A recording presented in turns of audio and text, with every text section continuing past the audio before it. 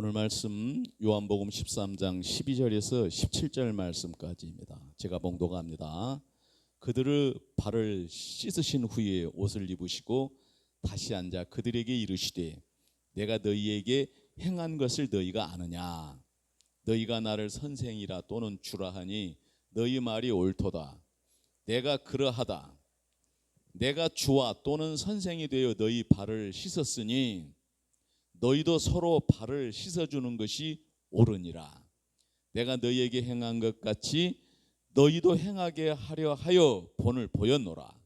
내가 진실로 너희에게 이르노니 종이 주인보다 크지 못하고 보냄을 받은 자가 보낸 자보다 크지 못하나니 너희가 이것을 알고 행하면 복이 있으리라. 아멘.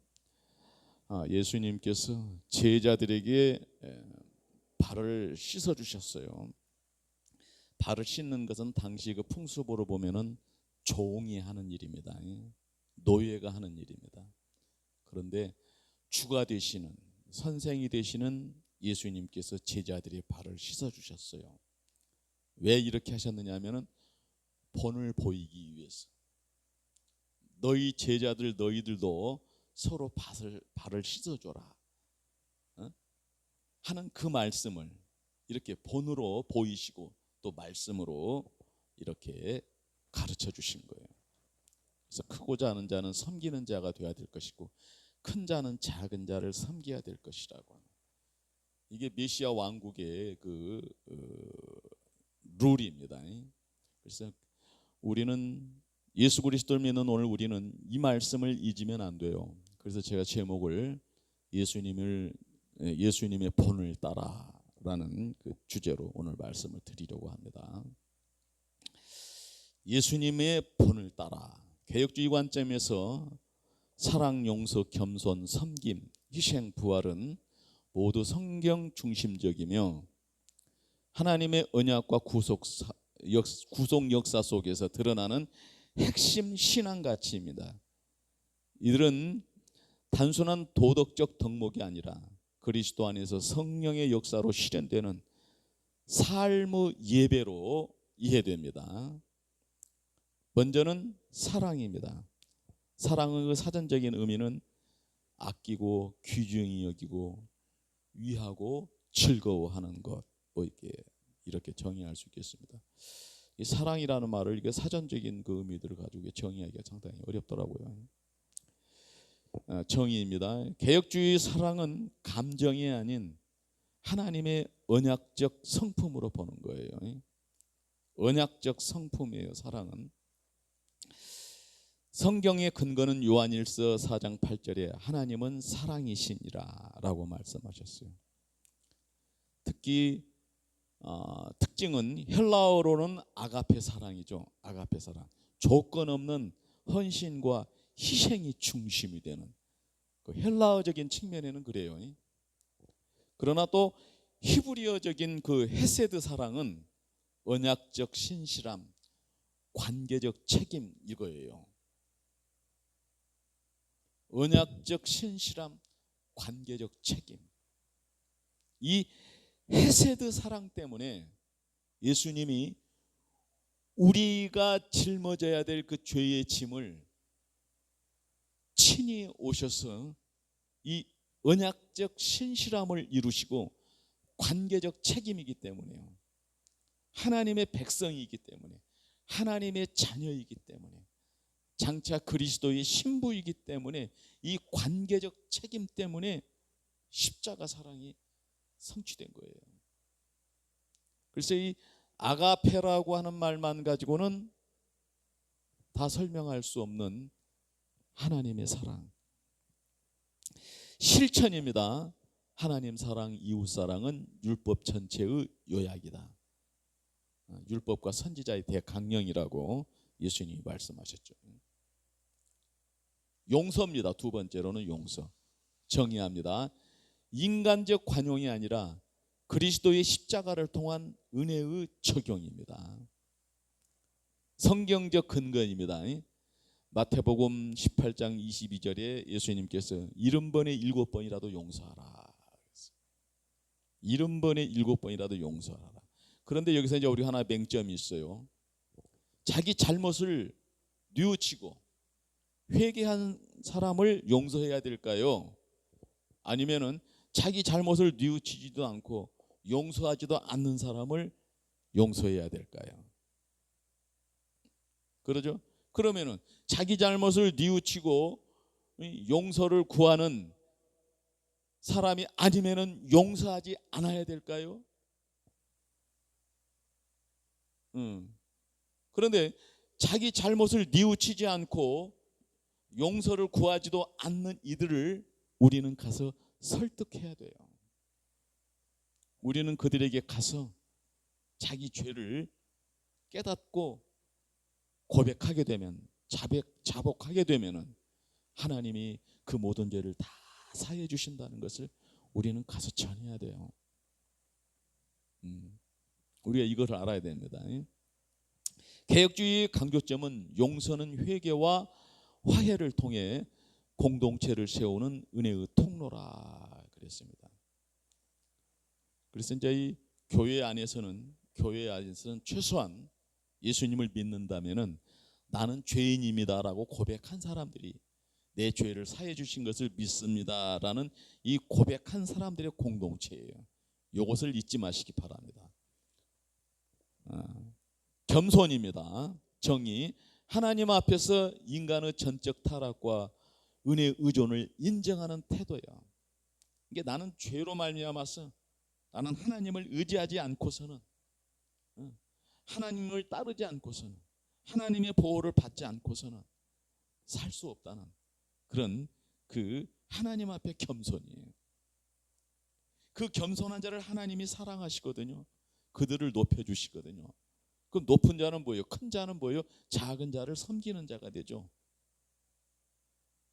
그래서 하나님 앞에 겸손한 자들은 하나님이 그를 높여주셨거든요. 이제 그들은 어떻게 돼요? 자기 자신을 낮추고 자기보다 남을 낮게 여기고 자신과 남을 돌보라. 이 빌립보서 2장 3절 4절 말씀에 이 말씀이 기록되어 있어요. 다시 한번 할게요. 하나님 앞에 겸손한 자는 하나님이 높여주시는 거예요. 높임을 받은 자는 그래서 교만 떨으라는 것이 아니요, 예수님이 하늘 보좌를 버리고 낮아지심 같이 자기 자신을 낮추고 자기를 남보다 낮게 여기고 그러면서 자신과 남을 돌보는 거예요. 남만 돌보는 것 아니에요. 나만 돌보는 것 아니에요. 항상 우리는 관계적이에요. 관계적. 하나님과 우리도 관계가 회복된 사람들은 또 이웃들과의 관계가 또 회복이 되는 거예요.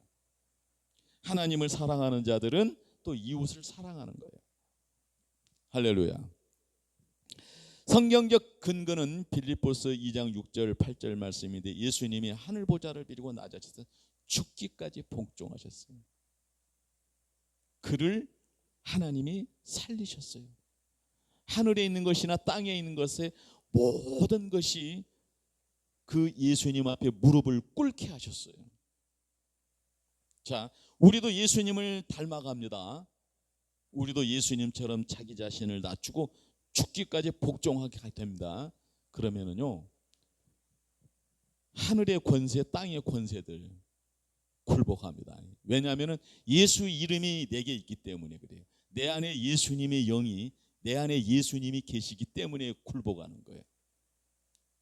그러니까 우리가 이제 여러 가지 시련과 어려움은 악으로부터 와요. 마귀로부터 와요. 근데 이 마귀 권세는 인간의 힘으로는 이길 수 없어. 그런데 예수님의 이름으로는 이길 수 있어요.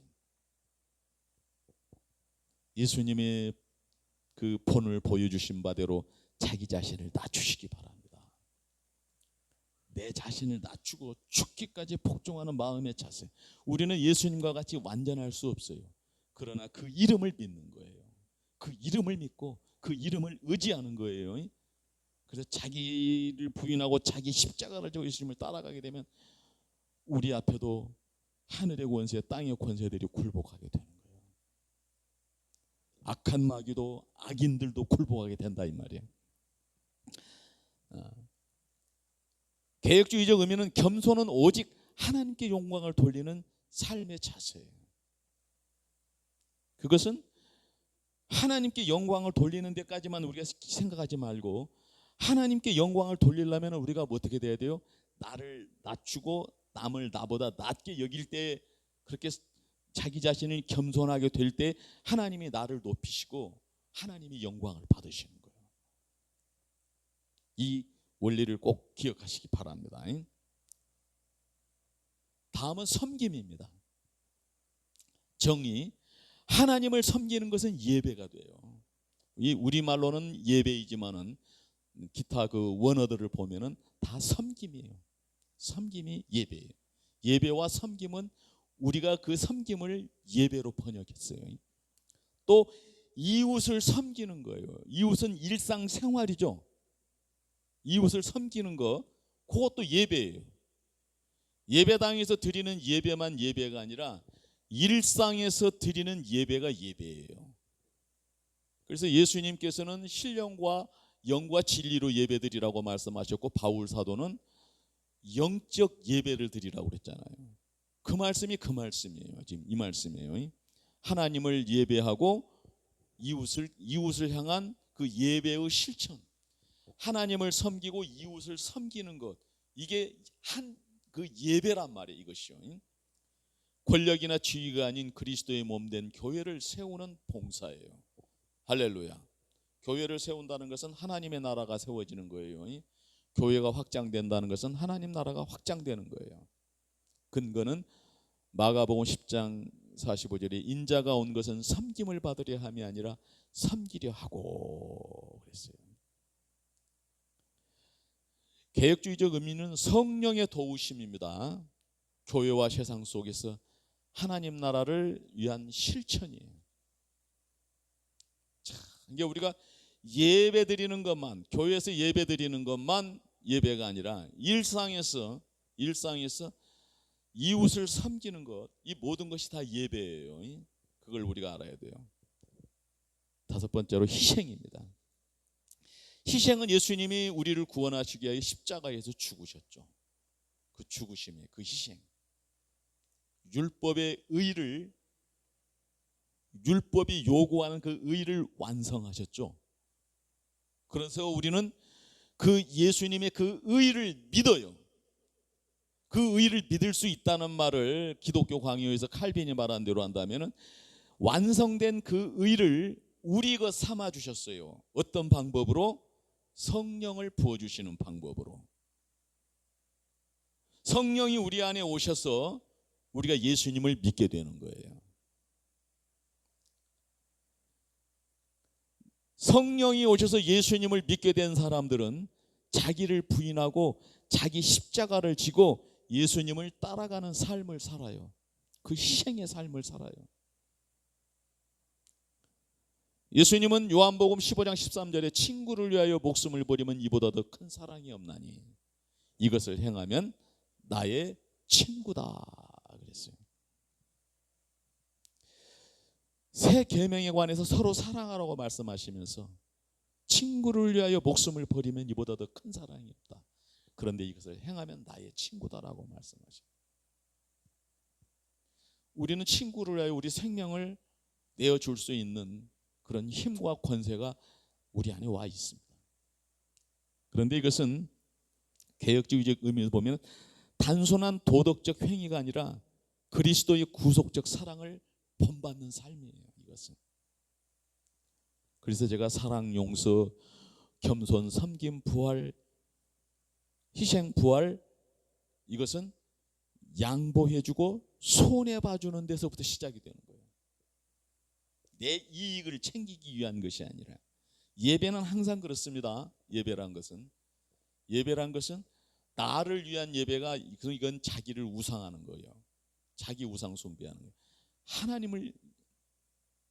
하나님께 감사하고 하나님을 영화롭게 하기 위한 예배예요. 내 생명 주신 것, 나를 구원하여 주신 것, 내 삶을 보호하여 주시고 내 삶의 필요를 채워주시는 하나님. 어떤 사람은 풍족하게도 주시고 어떤 사람들은 덜 풍족하게도 주시기도 하시지만 그 모든 것은 공평하시고 정의로우시고 공의로우신 하나님의 뜻 안에 있어요. 그 하나님을 영화롭게 해야 돼요.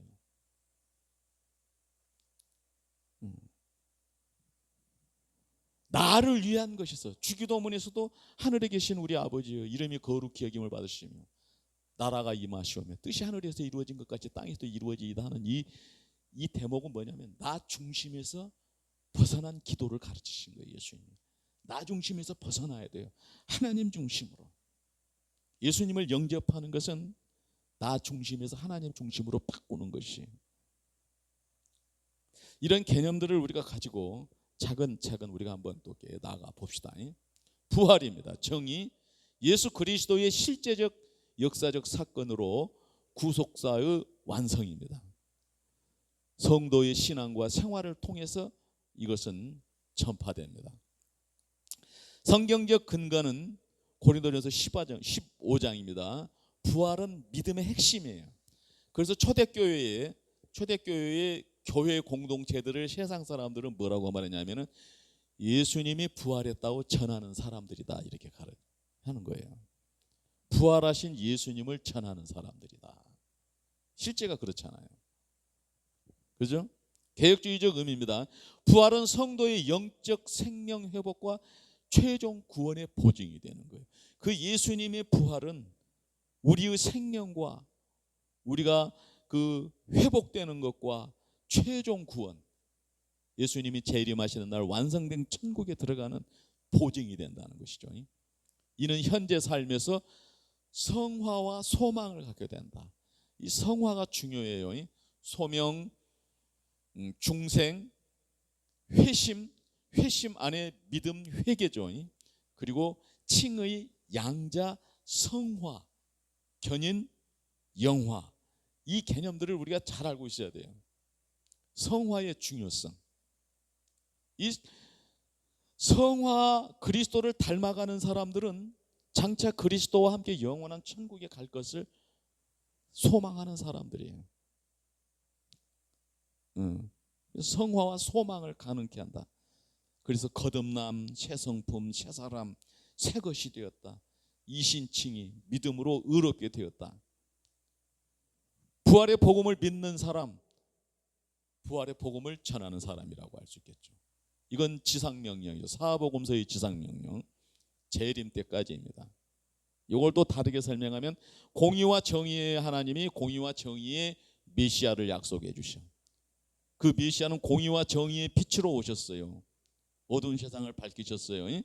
공의와 정의의 기반에서 메시아 왕국을, 그리스도 왕국을 세우셨어요. 그래서 공의와 정의로 통치하시는 거예요. 따르는 백성들은 재림 때까지 공의와 정의를 전파하는 거예요. 재림 때까지. 비교표를 한번 만들어 봤어요. 먼저는 사랑입니다. 언약적 성품, 헤세드, 아가페죠. 헤세드는 아까 제가 말씀을 드렸어요. 히브리어인데 언약적 신실함, 관계적 책임 그래요. 하나님의 사랑을 말할 때 헤세드, 히브리어로는 언약적 신실함, 관계적 책임. 아가페는 조건 없는 헌신과 희생이 중심이 되는 것이죠. 요한일서 4장 8절입니다. 용서는 십자가의 은혜입니다. 공동체가 회복되는 길입니다. 겸손은 전적인 은혜에 의존하는 것이고 이웃들 앞에서도 나 자신을 낮추는 거예요. 이것이 가정에서, 교회에서, 사회에서, 직장에서, 학교에서, 일상생활에서 이루어져야 되는 것이고, 섬김이라고 하는 것은 하나님을 섬기는 것이 예배죠. 이웃을 섬기는 것도 내가 예배라고 말합니다. 똑같은 섬김이에요. 똑같은 예배예요. 하나님을 섬기는 것도 예배고 이웃을 섬기는 것도 그 예배에 포함되어 있어요. 희생은 구속적 사랑을 본받는 것이죠. 예수님이 나 위하여 죽으셨으니 나도 남을 위해서 희생하는 것. 손해봐주고 양보해주고 그러면서 전도하고 손해봐주고 양보해주면서 그렇게 돌보면서 그렇게 양육하고 훈련시켜서 파송해야죠. 부활은 구속사의 완성인데 이것은 소망을 갖게 하는 것이라. 개혁주의는 이 모든 덕목을 성경 중심, 하나님 주권, 그리스도 중심이라는 틀 안에서 이해합니다. 단순히 인간적 도덕이 아니라 성령 역사와 은혜의 열매로서 실천되는 삶이라는 점이 핵심입니다. 사랑과 용서에 대해서 살펴보도록 하겠습니다. 개혁주의 신학에서 사랑과 용서는 단순한 인간적 덕목이 아니라 하나님의 은혜와 언약 안에서 드러나는 구속적 실제로 이해한다는 사실이에요. 먼저 사랑이죠. 본질 하나님 자신의 성품이며 인간의 행위가 아니라 성령의 열매로 나타나는 것이라. 아까 헤세드와 아가페에 관한 그 말씀을 드렸습니다. 개혁주의적 관점 사랑은 율법의 완성이에요. 그리스도의 십자가에서 나타나는 언약적 사랑 또 희생적 사랑이 기준이 되는 것이죠. 인간 사랑은 하나님 사랑에 대한 응답으로 이해된다는 것이에요. 할렐루야. 우리가 하나님의 사랑받았다면은 그 사랑받은 그 사랑이 또 나타나는 거예요. 참 중요합니다. 이런 개념들은 정말 중요합니다. 용서입니다. 본질 용서는 단순한 관용이 아니에요. 이 관용이라는 말 정말 참 무서운 말인지 알죠? 우리 그 역사에 보면은 우리 그 종교 개혁의 그 성지라고 할 수 있는 네덜란드 또 그 청교도 정신에 기반한 미국이 건국된 거. 그런데 오늘날 네덜란드는 세계에서 가장 부패한 나라가 되고 오늘날 미국을 지금 보세요. 지금 미국의 그 대통령이 하는 일들을 봐요. 이건 청교도 정신이 없어요. 여기는 기독교 정신이 없어요. 그런데 목사들은 때를 져서 모여가지고 그 트럼프 대통령을 갖다가 위에서 기도해주고 축복해주고 뭐 이런 것을 갖다가 이건 우리가 정말 회개해야 될 것입니다. 이 관용이라고 하는 것이 뭔가를 남을 수용해주고 받아들여주고 그것이 지적이고 그것이 말하자면 도덕적이고 그런 것 같이 그러면서 그렇게 무너져 버린 거예요. 그래서 우리는 관용이라고 하면 안 돼요. 우리가 정말 기도하고 성령을 힘입어야 됩니다. 그리스도의 십자가에서 흘리신 피로 주어진 은혜라는 것. 피로 주어진 은혜라는 것은 뭐죠? 회개하고 죄 사유함을 얻는 거예요. 굳은 결심으로 새롭게 순종하는 것. 이 토대에서 용서가 이루어지는 것이. 우리 인간적으로 하는 용서 그것은 다 거짓된 것이고 그건 다 속이는 것이에요. 성경적 근거입니다. 에베소서 4장 32절 서로 친절하게 하며 불쌍히 여기며 서로 용서하기를 하나님이 그리스도 안에서 너희를 용서하심 같이 하라. 그랬어요. 서로 사랑, 친구를 위하여 목숨을 버리는 것. 그걸 행하면 예수님의 친구가 되는 거예요. 그 친구들 중에서 신부감이 나오는 거예요. 그 예수님의 친구들이 예수님의 신부가 된단 말이에요. 그리스도 어린 양의 신부가 된단 말이에요.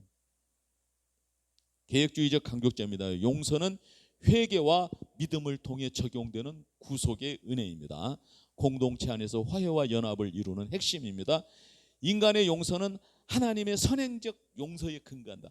이게 우리가 서로 사랑하고 용서하는 것은 하나님께 우리가 용서를 받았기 때문에 용서를 받은 우리들은 그 남을 용서하라는 그 명령을 받았기 때문에 예수님이 우리를 용서하신 그 마음이 그 예수님의 마음이 우리 안에 와 있기 때문에 그 예수님의 마음이 용서하는 거예요. 이걸 분명히 갖고 있어야 돼요. 이걸 분명히 갖고 있어야 돼요. 요약 비교합니다. 사랑은 개혁주의적 의미에서 하나님의 언약적 관계적 성품이죠. 십자가 희생이죠. 용서는 그리스도의 피로 주어진 은혜예요. 회개와 죄사함을 통해서 그렇게 공동체는 이루어지고 공동체는 회복되어져 간다는 말이에요. 이렇게 회복되어져 가는 하나님께로 돌이키는 이것이 없으면은요 종교개혁의 성지가 오늘날 세계에서 가장 부패한 그 나라가 되어버린 네덜란드와 같은 꼴이 되는 거예요. 개혁주의는 사랑과 용서를 인간의 노력이 아니라 하나님의 은혜와 주권 속에서 이해한다는 사실입니다.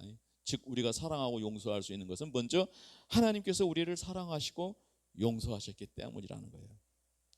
이 말은 무슨 말이에요? 나는 예수님을 믿는 사람이다. 나는 예수님의 제자다. 나는 예수님의 은혜를 받은 사람이다. 나는 예수님의 친구다라는 고백 속에 있는 것이죠. 겸손과 섬김입니다. 겸손과 섬김은 개혁주의 신앙에서 성도의 삶을 규정하는 두 가지 핵심 덕목으로 예수 그리스도의 본을 따라 하나님께 영광을 돌리고 이웃을 세우는 실천으로 이해됩니다. 겸손의 본질은 하나님 앞에서 자신의 연약함과 전적 은혜의 의존을 인정하는 것이에요. 하나님 앞에 먼저 겸손이죠. 하나님 앞에 먼저 옳다 인정함을 받는 것이죠. 그래야지 인간적인 힘으로 겸손할 수 없어요. 잠깐은 될 수 있어요. 그런데 그게 지속되기는 어려워요. 유지되기는 어려워요. 본질적으로 우리가, 영적으로 우리가 새롭게 되는 거예요. 그 본질이 바뀌어 버리는 거예요. 하나님 앞에서 자기 자신이 하나님께 의존되는 그런 겸손, 또 하나는 예수님을 본받아서 이웃들에게 자기 자신을 낮추고 이웃을 존중하고 돌보는 거예요. 여기서 돌볼 때도 역시 마찬가지로 아까 빌립보서 2장에서 말씀하신 것처럼 나도 돌보고 이웃들도 돌보는 거예요. 요 균형을 깨면 안 돼요. 요 균형이 깨지면 안 돼요. 성경적 근거는 야고보서 4장 6절, 하나님이 교만한 자를 물리치시고 겸손한 자에게 은혜를 주신다. 하나님 앞에 겸손한 사람은 반드시 이웃들하고도, 가정에서도, 교회에서도, 사회에서도, 어디에서도 겸손함으로 나타나는 거예요. 개혁주의적 의미입니다. 인간은 전적 타락이기 때문에 스스로 의를 세울 수 없어요. 겸손은 하나님께 영광을 돌리고 성도의 모든 삶을 은혜에 기초하게 하는 거예요. 교만을 막고 공동체 안에서 화평을 이루는 덕목이 될 수 있다는 사실. 섬김입니다. 본질은 하나님을 섬김은 예배가 되는 거예요. 이웃을 섬기는 것은 일상이, 삶이 예배가 되는 거예요. 같은 예배예요. 둘은 균형을 이루어야 돼요. 가톨릭에서는 초대교회와 중세교회가 다른 것이 뭐냐면, 초대교회에서는 하나님을 섬기는 것이 예배고 일상 삶으로 이웃을 섬기는 것이 예배가 되었어요. 그 도덕성을 가지고.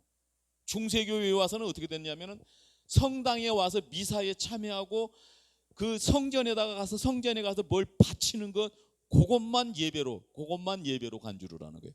그 가톨릭의 예배는 그게 예배입니다. 그러면 일상생활은 뭐예요? 그건 속된 것이잖아요. 쇠속된 것이잖아요. 그건 죄악된 것이에요. 평신도들이 선을 행하는 것은 별로 이렇게 드러내지를 않아. 그런데 성직자들이 뭐 그렇게 화려한 옷을 입고 가서 그냥 화려하게 그렇게 살면서 뭐 조금 뭐 착한 그 일을 하는 척만 하면 그냥 그것을 그냥 대서특필하는 거예요. 그건 거짓된 거예요. 그것은. 섬김은 그리스도의 몸된 교회를 세우고 이웃을 사랑하는 봉사라는 것을 꼭 기억하시기 바랍니다. 성경적 근거는 마가복음 10장 45절, 새 복음서에 다 나와 있어요. 인자가 온 것은 섬김을 받으러 온 것이 아니라 섬기러 왔다고 말씀하셨어요. 개혁주의 의미, 섬김은 은혜의 열매로서 성령의 역사에 의해 가능합니다. 교회 공동체와 세상 속에서 하나님 나라를 확장하는 실천이죠. 자기 부인과 희생을 통해 드러나는 사랑의 행위. 한번 표를 만들어 봤습니다. 겸손, 하나님께 의존하고 하나님께 굴복하는 거예요. 나보다 남을 낮게 여기고 돌보는 것이죠. 섬김, 하나님께 예배와 이웃을 위한 봉사예요. 하나님 나라를 확장하는 데. 핵심 메시지는 겸손은 하나님 앞에 자기 자신을 낮추는 태도이고, 섬김은 그리스도의 본을 따라 이웃을 세우는 실천입니다. 두 덕목은 분리될 수 없으며 겸손은 섬김의 기초가 되고 섬김은 겸손의 열매로 나타납니다. 결국 성도의 삶은 예수님처럼 겸손히 자신을 낮추고 이웃을 섬기며 하나님 나라를 확장하는 그 여정입니다. 희생과 부활을 또 살피겠습니다. 개혁주의에서 희생과 부활은 구속사의 핵심입니다. 희생은 예수님이 십자가 사건을 통해서 하나님의 사랑과 공의가 동시에 드러난 것이에요. 사랑과 공의가 동시에 드러난 것. 부활은 그 희생의 완전한 승리와 성도의 영원한 소망을 보증하는 사건으로 이해하는 거예요. 예수님이 부활하신 것은 완전한 승리와 성도의 영원한 소망의 보증이 되는 것이다. 희생의 본질은 예수 그리스도의 십자가의 희생은 단순한 도덕적 모범이 아니라 율법의 완성이었어요. 예수 그리스도의 희생을 본받아 양보해주고 손해봐주고 하는 데서 시작하는 것이에요. 크게 생각할 거 아니에요. 그렇게 출발된, 거기에서 출발된 그런 마음가짐을 가지고 전도하고 치유하고 양육하고 훈련시키고 파송하는 이 과정이 이제 실행이 되면은 험지에까지도 가서 그 사랑을 전하기 위해서 나가는 힘이 생기는 것이죠. 이 토대가 중요하단 말이에요.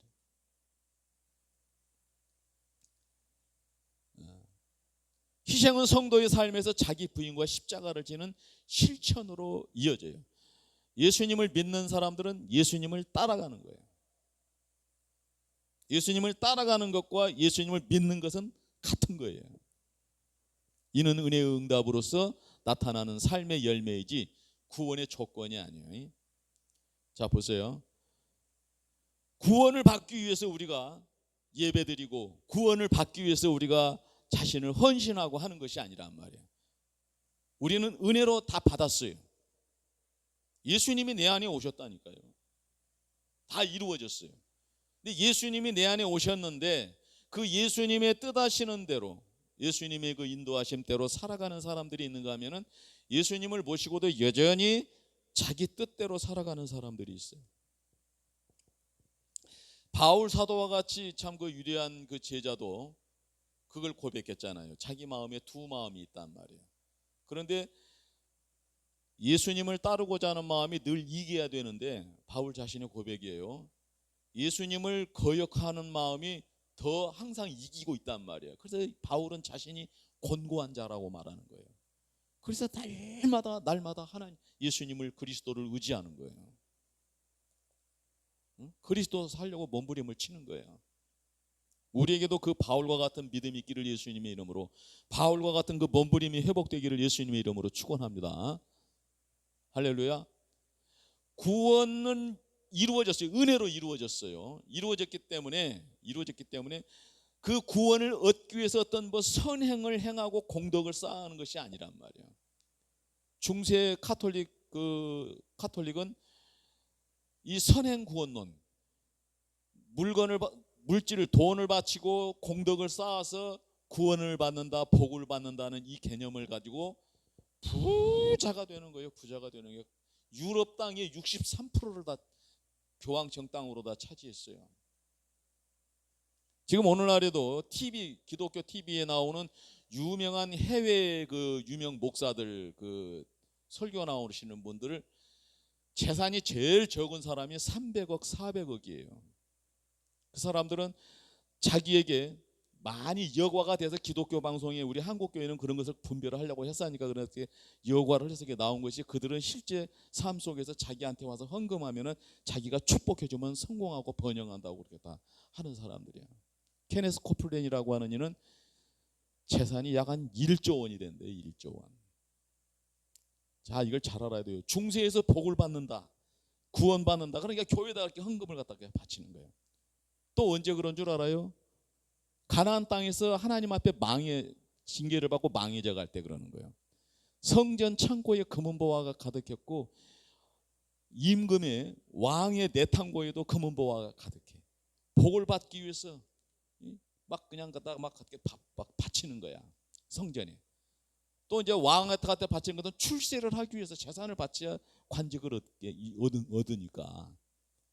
그러면서 이스라엘은 그러면서 망해가는 거예요.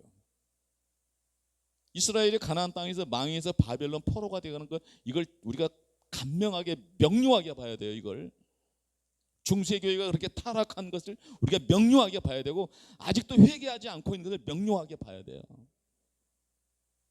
어젠가 그 카톨릭 신부 하나가 카톨릭이 뭐 가난한 자들을 위해서 뭐 작은 자를 위해서 뭐 이런 얘기들을 갖다 하는 것을 내가 다 댓글 하나 딱 달았어요. 카톨릭 신자들이 뭐 신부님 감사합니다 뭐 이렇게 댓글 하나 딱 달았다고. 그 사치함을 버리고 성속을 구분하는 것, 이것도 다시 그 교정하고 그 사치한 불을 버리고, 그리고 이런 말을 하라고 내가 딱 댓글 달았어요. 뭐라고 답변이 올지 모르겠어요. 우리는 구원 얻기 위해서 우리가 희생하고 이러는 것이 아니에요. 우리는 받은 은혜가 있기 때문에, 하나님을 믿기 때문에, 하나님이 원하시는, 나를 창조하시고 구원하시고 나를 보호하시고 인도하시는 하나님이 원하시는 본분이 있다니까요, 우리 개인들에게. 그 소요리 문답에서 그걸 가르치는 거예요. 나 중심에서 하나님 중심으로 이렇게 바뀌게 하는 그 소요리 문답의 목적이 그거예요. 소요리 문답의 그 가르치는 그 주기도는 뭐냐면은 하나님 중심의 삶을 살기 위한 훈련이에요. 그 주기도가. 그런데 그것은 없고는 그냥 기복적인, 그것은 좀 우리가 이제 벗어버리고, 어린아이 때 일을 우리가 버리고 성숙한 교회로, 성숙한 신앙으로 우리가 서야 된다는 거 우리가 꼭 기억합시다. 부활입니다. 본질 예수 그리스도의 부활은 역사적 사건이며 기독교 신앙의 중심입니다. 성도는 부활을 통해 새로운 정체성을 얻었어요.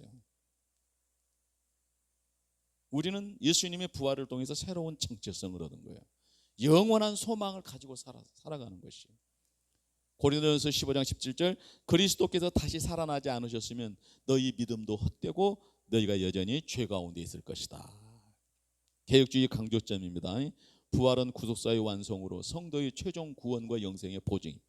신자와 불신자의 부활은 동시에 일어나며 각각 생명과 심판으로 나뉩니다. 부활신앙은 현재 삶 속에서 믿음, 소망, 사랑, 생명력을 불러일으키는 능력입니다. 역사적 사건으로 그리스도의 죽음과 부활은 기독교 신앙의 토대입니다. 성도의 성화와 재림의 소망을 확증한다. 또 비교표를 하나 만들어 봤어요. 희생은 대속적 사건, 하나님의 공의와 사랑을 만족시켰죠.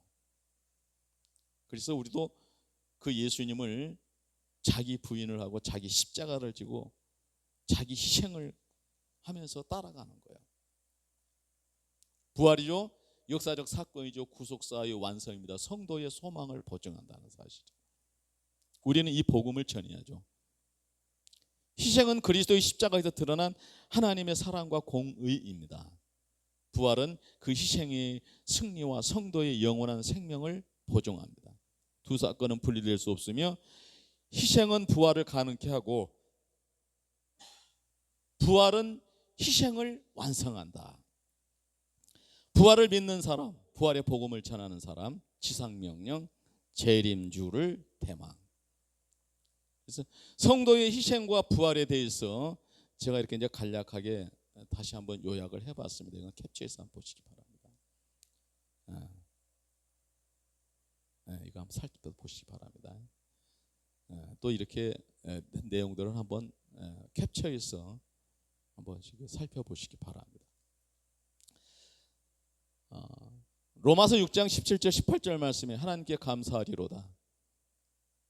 너희가 본래 죄의 종이더니 너희에게 전하여 준 바 교훈의 본을 마음으로 순종하여 죄로부터 해방되어 의의 종이 되었느니라 라고 말했습니다. 우리는 죄에 대하여 죽고 의의 종이 되었습니다.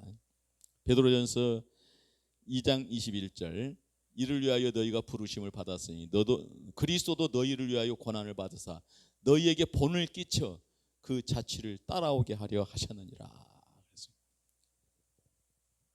할렐루야죠. 그래서 우리가 이제 사랑과 용서, 겸손과 섬김, 희생과 부활의 복음을 전하는 이것은 예수님이 나를 따라오라고 하셨고, 베드로도 예수님께서 제자들을 예수님을 따라오게 하려고 하셨다는 사실이에요. 우리는 예수님을 믿고 예수님처럼 살기 원하시는 거예요, 하나님이. 예? 예수님을 갖다가 믿는데 저기 저 점집에 있는, 아니면 저 우상 그 전당에 있는 저 팔공산 같은 기도터에 있는 그런 신으로 그렇게 믿는 것 아니에요. 그렇게 믿는 거 아니에요. 절대 아니에요. 이건요. 절대 아니에요. 우리가 이걸 분명하게 하고 있어야 돼요.